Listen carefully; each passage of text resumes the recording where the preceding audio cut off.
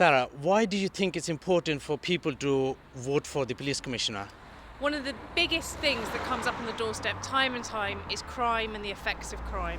And I think that this is people's chance to say, I haven't been happy with the way that things have been prioritised at Bedfordshire Police for the last 4 years. Now it's time for a change. We've had a Conservative PCC for the last few years. Now it's time for a change, and now it's time to have David Michael as your PCC, somebody with 30 years experience as a police officer.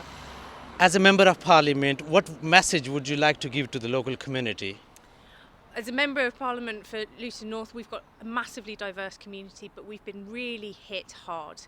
Hard in terms of jobs, hard in terms of health inequalities, and impacts of loved ones here and abroad as well. And I'm on your side every step of the way.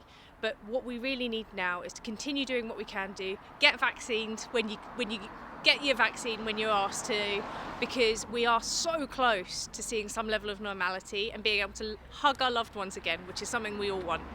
Thank you very much for your time. No worries. Thank you very much for having me. Pleasure.